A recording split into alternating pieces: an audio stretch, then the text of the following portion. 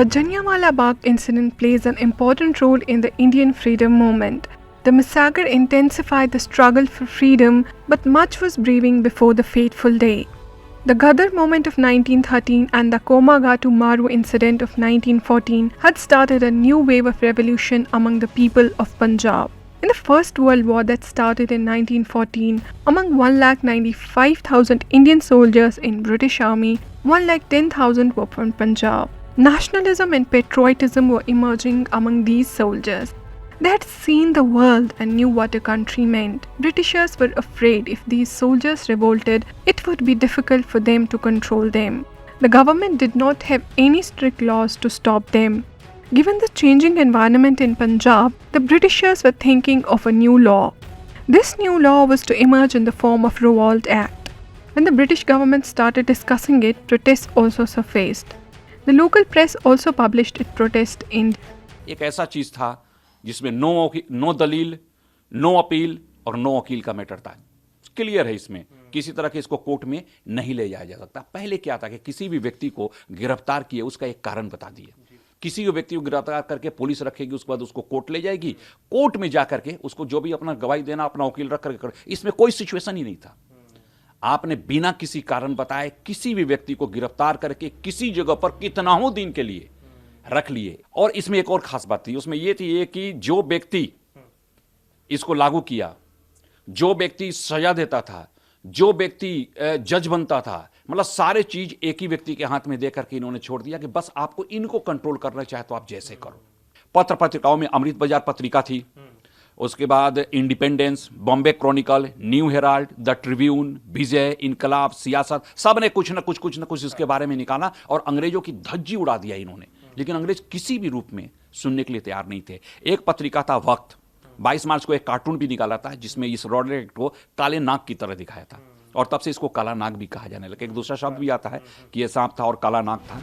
Protest against this black law took place all over India through Satyagraha. Protest also took place in many parts of Punjab as well. In Amritsar also scheduled protests were going on. इसमें दो व्यक्ति अमृतसर में इसको lead किए, एक doctor Satyapal Malik और दूसरा हो गए डॉक्टर किचलू। दोनों के नेतृत्व में प्रदर्शन होते रहे और उस प्रदर्शन में महात्मा गांधी को भी बुलाने की बात थी। महात्मा गांधी भी 2 अप्रैल को पंजाब पहुंचने के लिए चल चुके थे, लेकिन पलवल में, चूंकि पंजाब का क्षेत्र उसमें बहुत बड़ा था, पलवल में वहीं पर ट्रेन से मुंबई से वो आए, उनको रोक करके वहीं से उनको वापस कर दिया गया। इसलिए महात्मा गांधी यहां पर पहुंच नहीं पाए। जो भी हो, इन सब के बावजूद 18 मार्च 1919 को रॉलेट बिल 20 मतों के मुकाबले 35 मतों से इसे पारित कर दिया गया। 10 अप्रैल को जिलाधिकारी जो इरविन था, अमृतसर का जो जिलाधिकारी था, उसने डॉक्टर किचलू और सत्यपाल मलिक दोनों को बुलाया और धोखे से 10 बजे सुबह में बुला करके उन दोनों को गिरफ्तार कर लिया गया। यहां पर गिरफ्तार करके यहां नहीं रखा गया, बल्कि उनको गिरफ्तार करके लेकर के धर्मशाला भेज दिया गया। Tensions simmered in Amritsar after the arrest of 2 senior leaders. More than 20,000 people protest in Katra, Jaimal Singh, Hal Bazaar and Uchpul area. After 1 or 2 violent incidents, Lieutenant Governor of Punjab, Michael O'Dwyer, had called Army Officer General R. Dyer from Jalandhar Cantonment Board to handle the situation. तब उसने क्या किया, are Dyer को जलंधर से बुलाया, क्योंकि उसका थोड़ा सा पब्लिक के प्रति एक अजीब व्यू था। उसे ये लगता था कि पब्लिक ऐसा किसी अंग्रेज के विरुद्ध खड़ा होकर के उसके साथ बदतमीजी कर ही नहीं सकती, इसलिए नहीं कर कि ये देश हमारा है, ये हैं कौन, ये तो कुत्ते और कीड़े मकोड़े हैं, ये कर ही नहीं सकते। और इसको लेकर के गुस्सा था, और गुस्सा में आने वाला जो सबसे प्रोमिनेंट होकर बोलने वाला उत्तर क्षेत्र में कोई व्यक्ति था तो ये जनरल डायर था। A day before the Jallianwala Bagh massacre, General R. Dyer marched in Amritsar with his entire armed forces and announced a curfew. जब ये घर गए, अपने क्वार्टर पर गए, तो उन्होंने मैप देखा तो पता चला ये तो 10% एरिया ही कवर किए, 90% लोगों को तो पता ही नहीं है कि आपने मार्शल लॉ लगाया है, कि रॉलेट एक्ट लगाया है, कि आपने कर्फ्यू लगाया, आपने क्या लगाया, किसी को पता ही नहीं। तब 10% पर इन्होंने कहा था और उसी 10% से कुछ नहीं होना था, लोगों को पता नहीं चला, 90% लोगों को पता नहीं चला कि हमारे यहाँ कर्फ्यू भी लगा हुआ है। Due to the lack of this information, people gathered for a meeting at Jallianwala Bagh. Apart from this, on the day of Vaisakhi, the Sangat from far had reached Sri Harminder Sahib to pay homage. Traders who had come to participate in Gobindgarh Pashu Mela were also present there. Khushal Singh, Muhammad Pehlwan and Mir Riyazul Hassan were spying and passing the moment-to-moment information to General Dyer. एक और group होता था जो उसमें भीड़ होती थी वो थी और मोहल्ले की औरतों की, बच्चों का और बूढ़े लोगों का। वो सारा माइक वहाँ चल रहा था, सारी तैयारी हो रही थी, सुबह से तैयारी सारी कुछ चल रही थी। लोगों को बहुत लेना था, लोगों को सिर्फ इतना लेना था कि माइक लग रहे हैं, कुछ ना कुछ बजेगा, हमें देखना है। बाकी मीटिंग की बात अलग थी, लोगों को पता नहीं, 90% लोगों को वहां नहीं पता था कि यहाँ किसी तरह की मीटिंग होने वाली है, क्रांतिकारियों की मीटिंग होने वाली है या आज सत्याग्रहियों की मीटिंग होने वाली है। उसे लोगों को कोई लेना देना नहीं था, न्यूज ही नहीं पता चलता था। वहां पर मीटिंग जब शुरू हो गई 1 बजे के आसपास लोग वहां इकट्ठा होना शुरू हो गए। उसकी सारी खबर जनरल डायर को पहुंचने लगी। The meeting, which was scheduled at 4:30 p.m., started at 3 p.m. Considering the huge crowd, at 5:15, General Dyer reached Jallianwala Bagh with 4 detachments of 25 soldiers. With 50 soldiers of Gorkha Regiment and Afghan Regiment, General Dyer entered the Bagh and immediately ordered to shoot.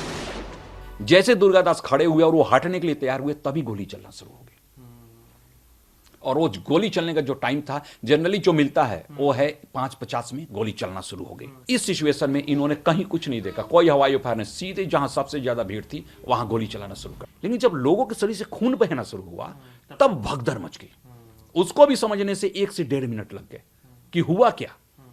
एक गोली तो चल नहीं सकता था, ऐसा कोई record था नहीं। लोग भी जानते थे कि भैया सरकार है, हमारी सरकार है। और कुल मिलाकर के 303 का 3.3 का 1650 गोलियां चला था।